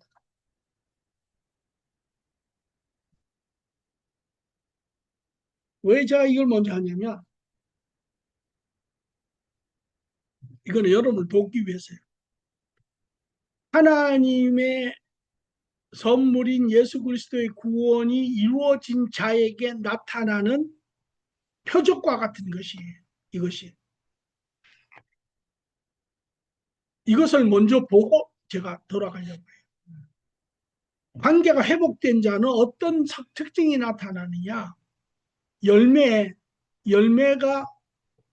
선한 행위를 열매라고 이야기를 해요. 그런데 선한 행위는 여러분 보세요. 자, 들어보세요. 선한 행위는 선한 마음에서 나와요. 그죠? 예를 들어서 여러분의 말하는 말을 들으면 여러분의 마음을 알 수가 있어요. 여러분이 말을 하는데 말을 할 때마다 화를 내는 사람이 있어요. 화를 내는 사람이. 그거는 그 마음에 상처가 있기 때문에 그래요. 마음에 상처가 있는 사람은 말을 할 때 화를 내요. 말을 할 때마다 더러운 말을 하는 사람이 있어요. 쌍욕을 하고 막 오만 이거는요 이유가 있어요. 그거는 마음이 더럽기 때문에 그래요. 마음에 더러움이 가득하면 더러운 말을 뱉어요. 근데 마음이 평안한 사람은 온유한 말을 해요. 마음에 사랑이 많은 사람은 사랑의 이야기를 해요. 이게. 그래서 예수님이 나무를 보고 열매를 보면 열매를 알 수가 있다. 거꾸로 열매를 보고 나무를 알 수 있다. 그러니까 좋은 나무는 좋은 나무이기 때문에 좋은 열매를 결과적으로 맺는 거예요. 그러나 나쁜 나무는 본질이 이미 나쁘기 때문에 나쁜 열매를 맺는 거예요. 그래서 먼저 제가 이 하나님과 관계가 회복된 사람의 일어나는 것에 제일 먼저는 내면의 변화예요. 내면의 변화. 내면의 변화는 그러니까 새 좋은 나무가 되는 거예요. 이거를 예수님은 이렇게 표현을 해요. 포도나무가 있어요. 포도나무가 있는데 포도나무를 가지를 쳤어요. 그러니까 이제 원래는 이 로마서 12장에 보면 이제 이 감람나무를 이야기를 해요. 감람나무를 이야기하는데 뭐 감람나무 이야기를 해봅시다. 감람 감람나무가 아마 올리브 트리일 거예요. 예. 근데 이제 그거를 좋은 감람나무가 있고 돌감람나무가 있어요. 나쁜 감람나무가 있어요. 근데 이제 좋은 감람나무는 좋은 올리브를 열매를 맺을 거 아니에요. 그죠? 그리고 돌감람나무 우리 예를 들어서 뭐 배나무인데도 돌배 같은 거 뭐 이렇게 시원찮은 거를 맺잖아요. 그러니까 이제 이 돌감람나무의 나쁜 나무의 가지를 잘라서 좋은 참감람나무의 가지를 자르고 거기에다 접목을 시켰어요. 접목을. 그러면 돌감람나무는 나쁜 나무인데 진액이 나쁜 거예요. 왜냐하면 열매는 어떻게 맺냐면 줄기를 통해서 액이 가지에 가서 응집돼서 모이는 게 열매잖아요. 그죠? 그러니까 진액 자체가 나쁜 거예요. 타락한 그러한 것이에요. 그런데 그거를 잘라서 참감람나무에도 붙이는데 참감람나무는 진액이 좋은 진액이에요. 그러니까 그 진액이 응집된 좋은 열매가 맺히는 거예요. 그러니까 돌감람나무의 가지를 잘라서 참감람나무에다 접목을 시키니까 옛날에 나쁜 진액이 들어가던 그 가지가 지금은 좋은 나무의 가지가 진액이 들어와서 그 안에 맺히니까 좋은 열매를 맺을 거 아니에요. 이게 이제 성도들의 모습이라는 거예요. 옛날에 제 가운데 나쁜 진액을 가지고 나쁜 열매를 맺었던 타락한 인간이 좋은 감람나무 예수님의 접목이 되어서 예수님의 좋은 진액이 흘러 들어가서 좋은 열매를 맺는다는 거예요. 이게 이제 그 원리예요. 내면에. 그러니까 그렇게 되면 제일 먼저 채워지는 게 뭐냐면 좋은 진액이 채워지잖아요. 그러니까 예수님과 접목이 되면 제일 먼저 일어나는 것이 내면의 변화예요. 내면의 변화. 내면의 변화가 일어나면 외적인 변화가 일어나기 시작해요. 화를 내던 사람이 변화가 온유해지고 더러운 이야기를 하던 사람이 아주 사랑스러운 이야기를 하고, 예, 말만 하면 부정적이던 사람이 긍정적인 이야기를 하고, 예, 이렇게 되는 거예요. 자기 자랑만 하던 사람이 이제 남을 세우기 시작을 하고, 이렇게 내면의 변화가 외적인 변화를 일어나는 거예요. 그래서 성도가 된 사람, 여기 성도, 성화된 자라고 이야기하는데, 여기에 첫 번째 나타나는 표적은 성도의 특징. 예수님과 이제 통해서 하나님과 관계가 회복된 사람은 성도는 하나님 나라에 속한 자입니다. 그렇죠? 이제 관계가 회복이 되었습니다. 성도는 영으로는 하나님과 연합되어 있습니다. 네. 두 번째, 성도는 예수님이 재림하실 때까지 이 세상에 삽니다. 예, 여전히 죽을 때까지는 이 세상에 살아요. 그러나 예수님이 오시면 완전한 영적 개체로 영원한 하나님 나라에 이제 같이 삽니다. 그렇죠? 성도의 삶은 마치 외국에 파송된 대사와 같습니다. 이건 나중에 다시 하겠습니다. 그러면 이제 성도가 어떻게 변하느냐? 특권임이기도 하며 이제 변하는데, 하나님 나라의 자녀의 권리라고 했는데 하나님 나라의 시민입니다. 성도가 되면 이제 죄가 없습니다. 예수님에 의해서 죄가 다 사여졌습니다. 여러분이 하나님과 관계가, 예수님을 통해서 관계가 회복이 되면 우리가 여전히 죄를 지을 수밖에 없어요. 그런데 그 죄들이 다 사여져요. 나중에 제가 이야기합니다. 그리고 하나님 나라의 시민은 영원한 죽음이 없습니다. 하나님 안에 영원한 생명이 있습니다. 그리고 하나님 시민은 영원한 생명이 있습니다.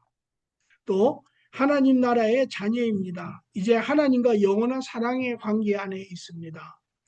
하나님의 모든 돌봄과 축복 안에 있습니다. 이제 여러분만 믿고 사는 게 아니라 여러분보다, 세상보다 크신 하나님이 여러분의 이제 뒷배가 되세요. 예. 그리고 하나님의 상속자이고 하나님의 동역자입니다. 자, 그 다음에 제가 쓴 걸 보십시오.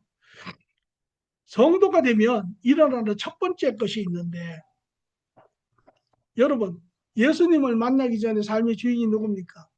세상에서. 나지요. 내가 내 삶의 주인이에요. 나. 그러니까 세상에서 가장 그 죄성의 본질적인 거는 나의 만족이에요. 내가 제일 중요한 거예요. 두 번째로 중요한 게 내 자식, 내 가족. 다른 사람은 중요하지 않아요. 순서가 그렇게 돼요. 근데 하나님과 관계가 회복되면 제일 첫 번째로 달라지는 것이 주인이 달라져요. 주인이. 더 이상 자신이 삶의 주인이 아니에요. 이거는 지금 여러분 스스로에게 물어보셔야 하는 질문이에요. 과연 나는 주인이 뵙겠는가 물어봐요. 삶에 더 이상 자신이 삶의 주인이 아니고 예수님이 삶의 주인이십니다. 주인이신 예수님과 온전한 교제 안에 있습니다. 이것이 첫 번째 질문, 체크포인트예요.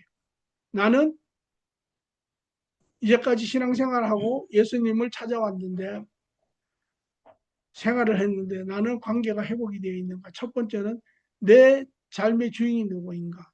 난가? 예수님인가? 어떻게 아느냐? 여러분 평상시에도 그렇지만 삶의 가장 중요한 시간에 누가 결정을 해? 결정자를 보면 돼. 둘째, 삶의 성도가 나타나는 두 번째 중요한 표적은 삶의 목적이 바뀌어요. 어떻게? 삶의 목적은 이 세상에 나의 나라를 세우는 것이 아니에요. 아까도 이야기했죠. 이제 하나님과 관계가 회복된 사람은 하나님과 영원한 삶을 가지고 사는 사람이죠. 그러면 이 땅의 삶은 영원한 삶에 비하면 아주 작은 시간이에요. 그런데 우리가 이 세상에 살 때는, 예수님 없이 살 때는 이 땅에서 모든 것을 투자하고 모든 것을 내 왕국을 지으려고 죽을 동 살 동 애를 썼죠. 그러나 아까 우리가 여행 이야기한 것처럼 내가 하나님 안에 영원한 삶을 가지고 있고 그 중에 작은 시간이 이 땅의 삶이라면 나의 모든 과신과 모든 투자의 삶의 목적은 바로 영원한 삶에 있고 이 땅을 내가 살아야 하는 하나님이 보내신 이유가 내 삶의 목적이에요. 그게 바로 하나님 나라를 다시 회복하는 것입니다. 삶의 목적이 바뀌었냐라는 것입니다. 이 삶의 목적이 안 바뀌었으면 여러분은 다시 생각을 해봐야 돼요. 과연 내가 하나님을 아는 것인가? 관계가 회복이 되었는가? 셋째, 세상관이 바뀝니다. 세상은 더 이상 사람의 행복을 만족시키는 곳이 아닙니다. 아, 세상에는 모든 것이 있고 먹고 마시고 놀고 아름답고 이 세상에 모든 영광과 부귀가 있고 누리고 라고 생각하시면 여러분 아직 세상을 모르시는 거예요. 세상은 더 이상 인간의 행복을 만족해서 세상은 죄로 인해 타락한 곳으로 아까 싸우는 전쟁터예요. 그리고 이런 사람들의 특징은 뭡니까? 세상 예수님과 상관없는 사람의 특징은 뭡니까? 세상을 벗하는 것이고 예수님과 관계가 회복된 사람은 세상을 벗하지 않아요. 왜? 세상의 속성을 알기 때문에. 그 대표적인 사람이 누구냐면 롯이라고 하는 사람이 있어요. 아브라함의 조카예요. 창세기 출애굽기에 보면 롯은 물론 아브라함과 싸워가지고 헤어져서 소돔과 고모라에서 살아요. 그런데 롯은 어디에 살아요? 소돔과 고모라에 살고 있지만 항상 성 밖에 있었어요. 왜? 성 안에 모든 악으로 그 세상을 나타내요. 그 안에 그 악을 보고 심령이 상하여서 맨날 성 밖에 이렇게 있었다는 거예요. 그러니까 그것은 악의 근심지인 소돔과 고모라를 벗어난 자, 세상과 벗하지 않는 자가 특징이에요. 그렇다고 해서 옛날 사람처럼 뭐 중세기처럼 수도승이 돼가지고 들어가가지고 뭐 그냥 맨날 며칠 그냥 땡땡 굶고 이러라는 소리가 아니에요. 예. 그러나 세상 가운데 살지만 마치 오리와 같이 더러운 물에서 수영하고 있지만 몸에는 물기가 묻지 않는 그런 삶을 이야기합니다.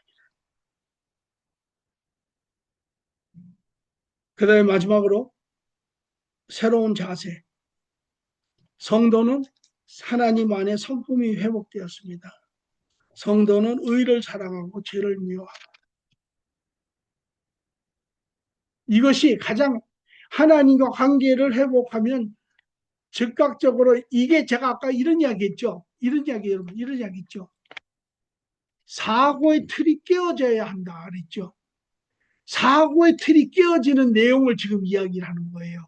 이것이 여러분 안에 하나님과 만남에 예수 그리스도와 제3통과의 만남이 이루어지고 회복과 관계가 있어서 이 사실들이 여러분 사고 안에 들어올 때 여러분이 세상으로부터 가지고 있었던 사고의 틀, 세상이 아름다운 곳이며 세상의 모든 것이며 내 삶의 주인은 나이며 내가 이 땅에서 잘 먹고 잘 살고 내가 이 땅에서 성공하며 내 나라를 세우며 이러한 모든 사고의 틀이 깨어져 나간다.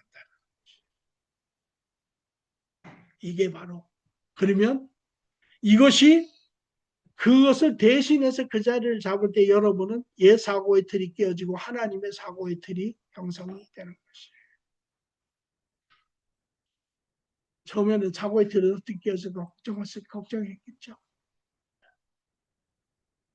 중요한 것은 이것을 확인하는 것이 나는 과연 이 사고의 틀이 깨어졌느냐 안 깨어졌느냐. 왜? 이제 전 페이지로 돌아가.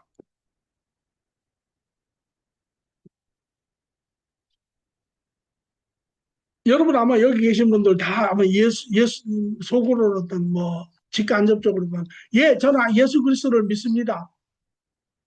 아마 해본 적이 한두 번 있을 거예요. 저도 옛날에 교회 다닐 때 수십 번 아마 한 것 같아요.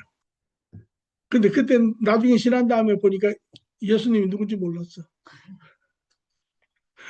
말로만 드렸다 했는데 지나가다가도 예수 믿고 구원 받으세요. 예, 예수님 믿습니다.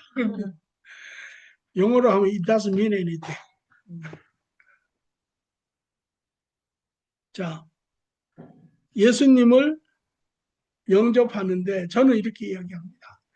왜 아까 이야기한 것처럼 왜 다 같이 신앙생활하고 하나님을 쫓아가는데 어떤 사람은 예수님을 제사함을 받고 하나님과 관계가 회복되었는데 왜 어떤 사람은 그게 했는데도 그렇게 되지 않습니까? 요새 교회에 주의해야 될 것 중에 하나가 뭐냐면 세례식이에요. 세례식. 옛날에 제가 다니던 교회가 85년도에 8,000명이었어요. 교인이. 미국에 세계에 있는 한인 교회 중에 제일 큰 교회였는데 그 교회가 어느 날 기가 막히게 홍해가 갈라지듯이 교인이 50대 50으로 쫙 갈라졌어. 그리고 그 교인들이 어제까지 형 동생 하던 사람이 전부 다 강목 들고 서로 두들겨 패기식에 싸움을 하는 거예요. 이유는 단 하나. 단 하나 때문에 그 일이 벌어졌어요. 뭐냐? 어떤 목사가 와서 한마디를 딱 했는데 그게 전 교인의 절반을 잘라놨어. 그게 뭐냐면 이렇게 목사가 이렇게 했어요. 여러분이 물 세례를 받았다고 해서 결코 하나님의 제사함이 이루어진 것은 아닙니다. 그런데 교회에서는 전부 다 물 세례 받고 나는 다 구원받았다고 이야기를 하거든. 그러니까 신앙인들에게는 이게 엄청난 이게 두려움이 되는 거예요. 물론 그 목사님이 틀린 건 아니야. 목사님이 성령 세례를 받아야 하나님과 관계가 회복되신 것이에 물 세례, 물론 물 세례는 원래 물 세례는 지금 이제 그게 변절이 되고 변해서 이제 그렇게 된 거지만 원래 물 세례는 회개를 물 세례라고 해요. 그런데 지금은 이제 내가 교회에서 이제 의례 행사 중에 하나로 뭐 요새는 이제 뭐 아이들 유아 세례는 잘 하지 않지만 그러나 이제 뭐 와가지고 교리 문답하고 이제 뭐 문답 뭐 하고 해서 하면 물속에 들어갔다 신뢰하고 나오면 내가 이제 구원 받았다. 나는 하나님의 자녀다. 나는 이제 천국에 간다. 근데 진짜는 그런 사람도 있지만 안 그런 사람도 엄청나게 많다라고 하는 사실이에요.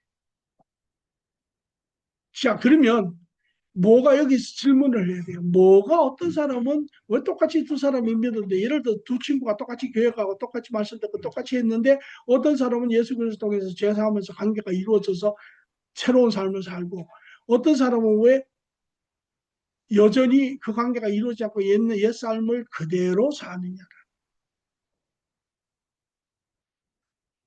그러면 또 하나 더 이야기해 주세요.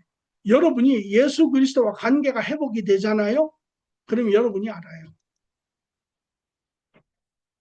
어떻게? 아까도 얘기했지만 이런 본질적인 변화가 여러분에게 일어나는 것이 하나고 둘째는 이 본질적인 변화는 아까도 얘기했지만 여러분의 사고의 틀을 깨뜨리잖아요. 그러면 여러분이 세상을 바라보는 눈이 마치 콩껍질이 하나 툭 벗겨진 것처럼 새로운 세상을 보기 시작해요. 그래서 본인이 알아요. 그러나 여러분 가운데 나는 큰일 났다. 나는 신앙생활 오래 했는데 지금 이거하고는 내 거리가 뭐네 이렇게 해도 크게 걱정할 필요는 아니에요. 왜? 지금은 여전히 구원의 시대예요. 문이 여전히 열려 있어요. 지금 예수 그리스도 안에. 그러니까 중요한 거는 이 시점으로 이런 방법으로 그대로 계속 가서는 안 돼요. 그러면 왜, 뭐 때문에 이 질문을 꼭 우리가 아마 특히 이제 뭐 목사나 이런 사람들은 더 하겠지만 해야 되는 이유가 저는 이거를 이렇게 이야기해요. 진실성이라고 해요. 진실성. 예를 들어서 이런 거예요. 3살짜리 아이가 와가지고 나 엄마 좋아해 하는 거하고 저 애가 30년 후에 다 커가지고 애를 낳고 애를 키우다가 하루는 엄마한테 와서 엄마 너 엄마 알 것 같아. 그 똑같은 말에 어디가 더 진실성이 있겠어요?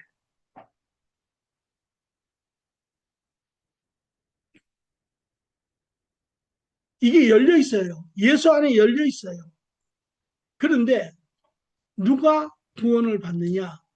누가 예수 그리스도와 연결이 되느냐? 나는 그거를 진실성이라고 해요.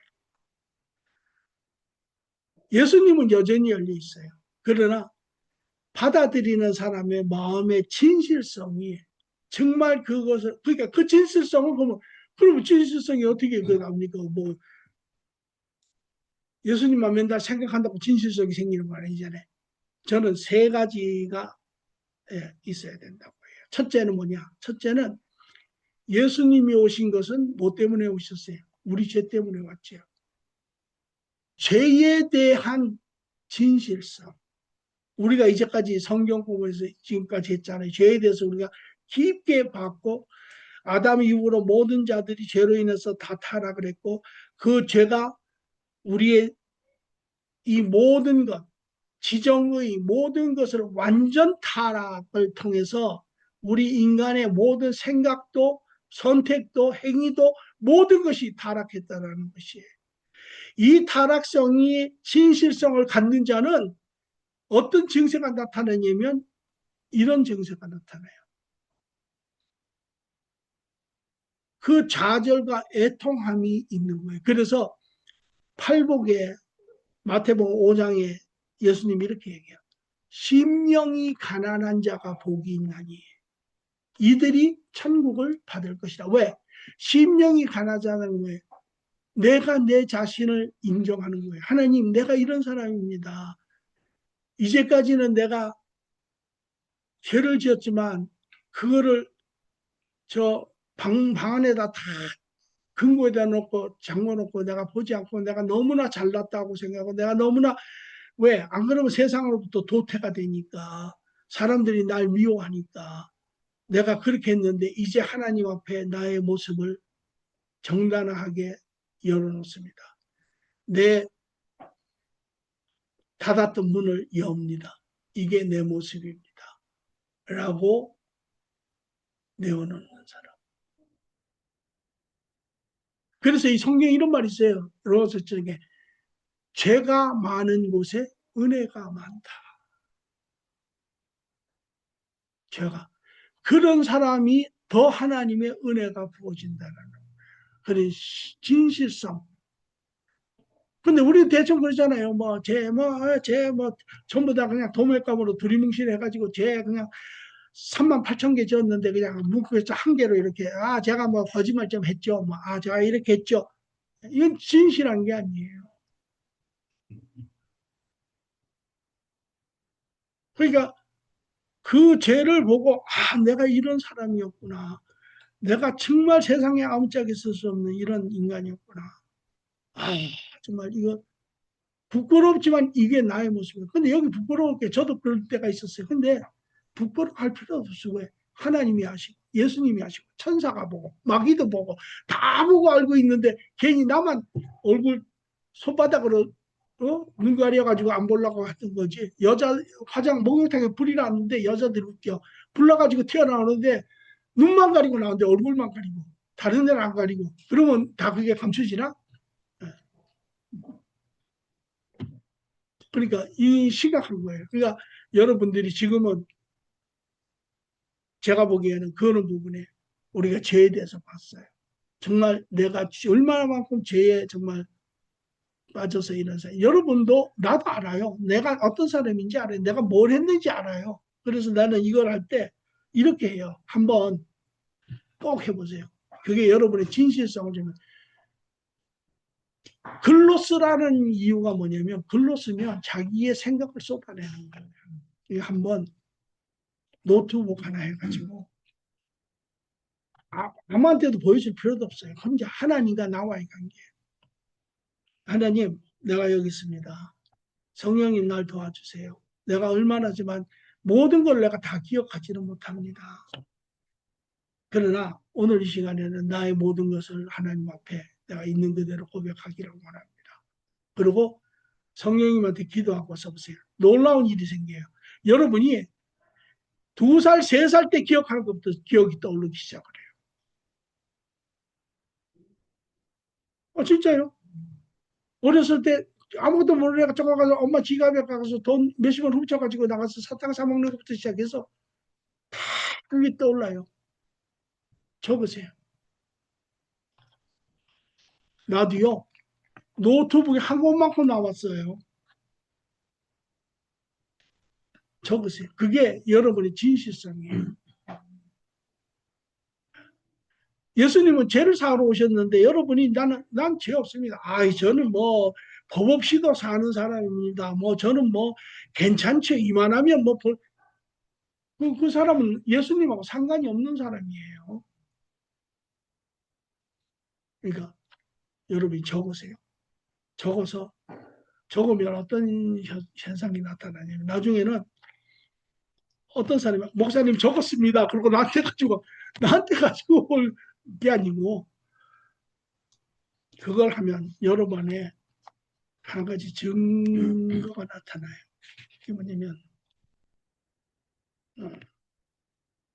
심령이 가난해지는 건데 여러분 안에 마음이 울기 시작해요.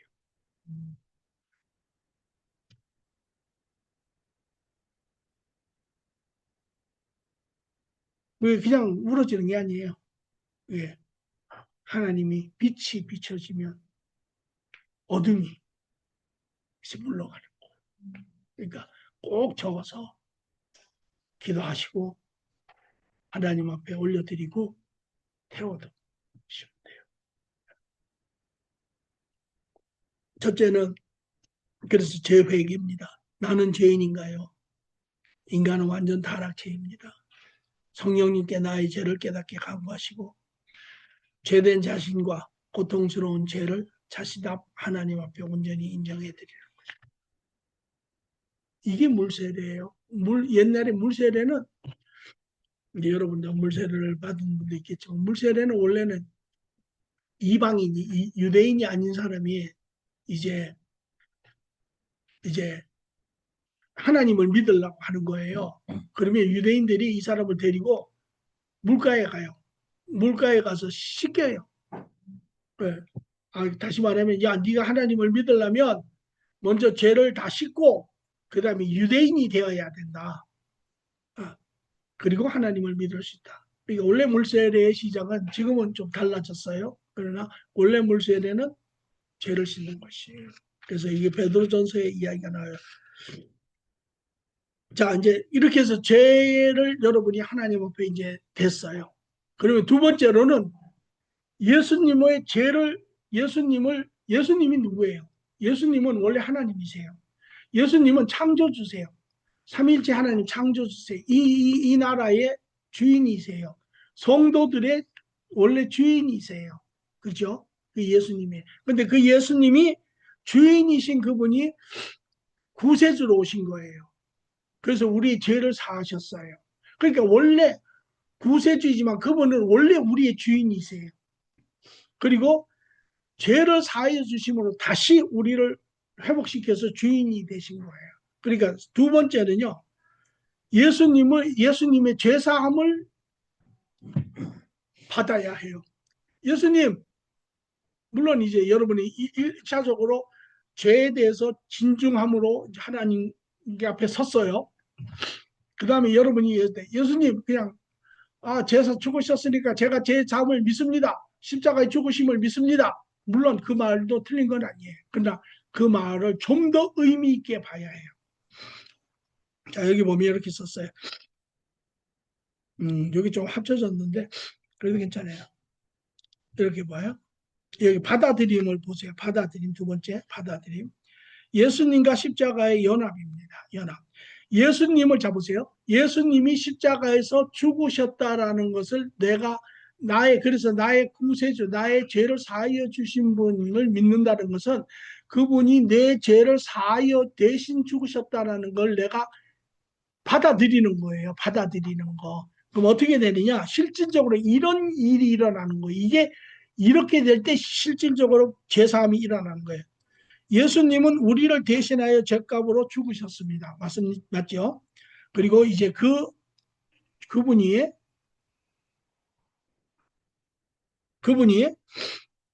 예수님을 받아들이면 예수님의 십자가의 죽음을 받아들이는 것입니다. 받아들이는 것입니다. 예수님의 십자가의 죽음을 받아들인다고 하는 것은 예수님이 죽으신 나의 죽음을 받아들이는 것입니다. 그분이 죽었잖아요. 근데 그 죽음은 인류를 위한 죽음이잖아요. 그 중에서도 그 인류의 죽음 중에 내 죽음이 있잖아요. 예수님이 나를 위해서. 그죠? 내 죽음을 그분의 죽음과 받아들이는 거예요. 맞습니다. 내 모든 죄의 값은 사망인데 그것을 예수님이 나를 위해서 대신 죽으셨는데 지금 내가 그것을 받아들이겠습니다라고 하는 거예요. 그래서 고로 예수님을 받아들인다고 하는 것은 십자가의 예수님의 죽음과 연합이 되는 거예요. 연합이. 그러니까 이 절 잠깐 보세요. 예수님이 죽으셨어요. 옛날에 고대에 형벌 중에 이런 게 있어요. 산 사람을 죽은 사람하고 입술을 맞대고 같이 묶어요. 그러면 어떤 일이 생기냐면 죽은 사람의 독이 입술을 통해서 산 사람의 입에 들어가서 그 사람이 죽어요. 예수님이 죽으셨어요. 내 자리에 나를 위해서 대신 내 죄를 위해서 예수님이 죽으셨어요. 내가 그분을 받아들인다고 하는 것, 그분과 연합한다고 하는 것은 그분과 물론 물리적으로 어떠한 육체적으로 상징적인 것이지만 그분과 같이 묶이는 거예요. 자, 그래서 여기에 고로 예수님을 받아들인다는 것은 십자가의 예수님의 죽음과 연합을 하는 거예요. 자, 여기에 5번에 예수님과 함께 하는 나의 죽음은 예수님 15번에 예수님과 함께 하는 나의 죽음은 죄에 대한 영원한 죽음입니다. 물론 이거는 믿음의 죽음이에요. 물리적인 죽음이 아니고 믿음으로 그분과 하나가 된다고 하는 것은 그분을 받아들인다고 하는 것은 그분과 하나가 되는 것이고 그분과 하나가 된다는 것은 십자가에서 같이 죽음으로 의미하고 같이 죽음으로 인하여 내 죄가 실질적으로 사하여지는 거예요. 그분에 의해서. 이로 우리의 죄가 사하여졌음을 말합니다. 그러므로 예수를 영접하면 우리의 죄가 사하여지는 것입니다. 이게 의미를 이야기하는 거니까 예수님 십자가 죽으신 그분을 그냥 말로만 믿습니다가 아니라 실질적으로 우리의 심령이 그분에게 다가가서 그분과 연합이 되는 것이고 당신이 죽으심을 부세짐을 믿습니다. 내 심령이 믿음 가운데 그에게 다가가서 그분과 연합이 되고 연합이 되는 것이 십자가에 같이 죽음으로 그분이 죽었지만 내가 실질적으로 죽음으로 인하여 내 죄가 사하여진 것이 실질적으로 이루어지는 것이에요. 이해되십니까? 네. 이것이 예수님을 받아들이는 거예요. 그러니까 이거를 뭐라고 이야기하면 이렇게 이야기해. 갈라디아에서는 내가 그리스도와 함께 죽었으니 죽기는 그분이 죽었어요. 근데 나는 어떻게 죽었어요? 믿음 안에서 죽었어요. 그분을 믿는 믿음 안에서 그분과 같이 죽음의 자리에 누여졌고 그분이 죽음으로 인하여 내 죄가 같이 십자가에서 못 박혔고 지불되었고 그러므로 실질적으로 내 죄가 사하여졌다는 것입니다. 이것이 두 번째예요. 그 다음 세 번째는 무엇이냐? 예수님은 구원주로 받아들였어요. 그죠? 그래서 이제 죄를 우리가 진실성 있게 고백을 인정을 하고 그 예수님을 우리가 같이 받아들임으로 연합되어서 제사함이 이루어졌잖아요. 세 번째는 뭐냐면 그분을 내 삶의 구주로 받아들이는 거예요.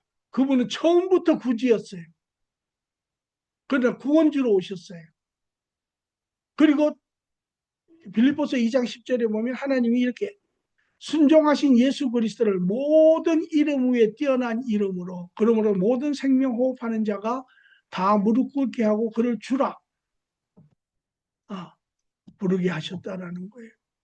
그러니까 이것을 요한계시록 3장에 보면 이런 이야기를 해요. 예수님이 에베소서 교회에 대해서 얘기했는데 내가 문 밖에 이런 그림도 많아요. 내가 문 밖에서 두드리나니 너희가 문을 열면 내가 들어가 너희와 먹고 마시며 내가 살리라. 이렇게 이야기를 하세요. 우리가 그분이 들어오게 문을 열는데 구주로. 그러므로 연합을 하고 당신은 나의 주인이십니다. 처음부터 주인이셨습니다. 이제 나를 구원하심으로 주인이 되셨습니다. 내 삶의 주인이 되셨음을 내가 고백합니다. 내 안에 들어오셔서 나의 주인이 되어 주십시오. 이 세 가지가 이루어질 때 비로소 진실성이 나는 이루어지고 하나님의 선물로 주신 그 선물이 우리에게 전달이 된다라고 생각을 해요. 그러니까 이 부분을 꼭 제가 말씀드린 것처럼 첫째, 꼭 죄를 적어보세요. 둘째, 그 죄가 다 지어지고 고백이 되셨으면 이제 예수님 앞에 이제 그 기도를 해서 여러분이 예수님과 같이 죽는 그러한 연합의 시간을 가지시고 그 다음에 세 번째로 여러분들이 예수 그리스도를 주인으로 영접을 하시면 그러면 여러분 안에 하나님과 관계가 이루어지는 것입니다. 그러니까 하나님이 은혜를 안 줘서 우리가 못 받는 게 아니에요. 이미 선물은 다 이미 배달이 됐어요. 그런데 우리가 못 받는 거예요. 왜? 우리가 가식적으로, 피상적으로, 장난기 있는 것처럼 우리가 진실되게 죄를 고백하고 예수 그리스도와 함께 그분을 인정해서 죄가 죽고 그분을 삶의 구주로 모시면 반드시 그분이 여러분 삶의 주인으로 들어오십니다. 이제 여러분은 제가 오늘 이 말씀을 다 드렸기 때문에 더 이상 핑계가 없다라고 말씀을 드립니다. 그리하면 그때 어떤 일이 생기느냐? 하나님의 영인 성령이 여러분 안에 들으세요. 여러분 안에 들으시면 어떤 일이 생기느냐? 아까도 얘기했지만 어두움에 빛이 들어오면 어둠이 물러가고 우리 안에 죄 안에 깨끗한 것이 들어오면 이 죄가 물러가는데 그때 나타나는 것이 여러분 대부분의 경우에 아마 엄청난 하나님 앞에 울음의 시간이 아마 있을 거예요. 그것은 깨끗해지는 시간입니다.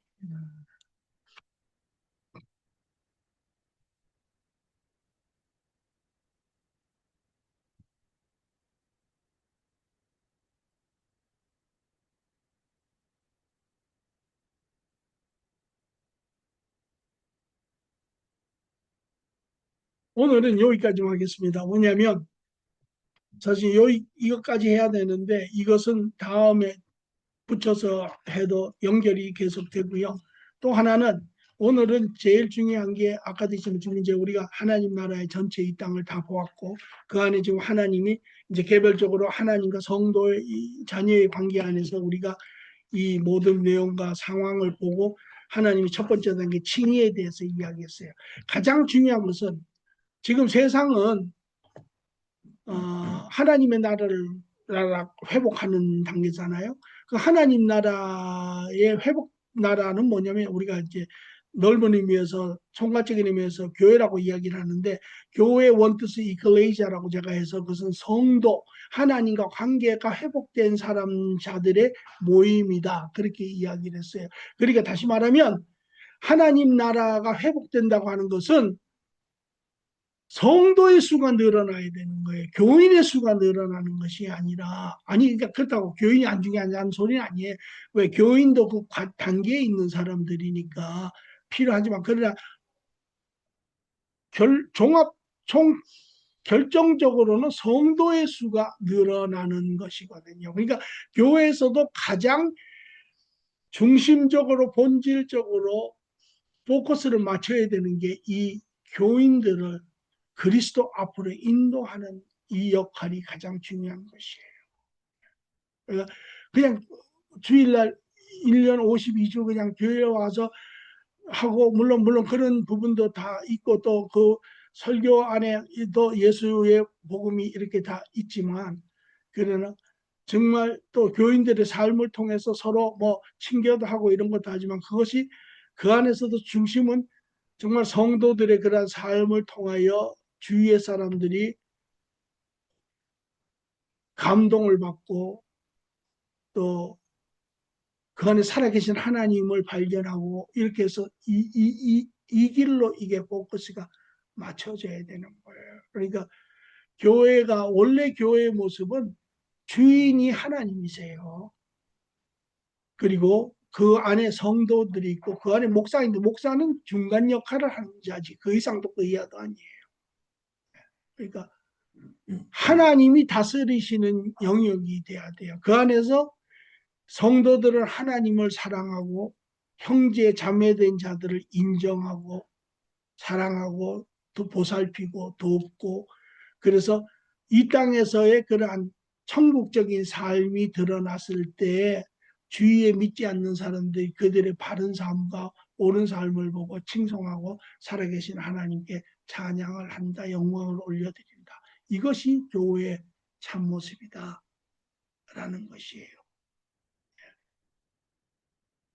그래서 지금은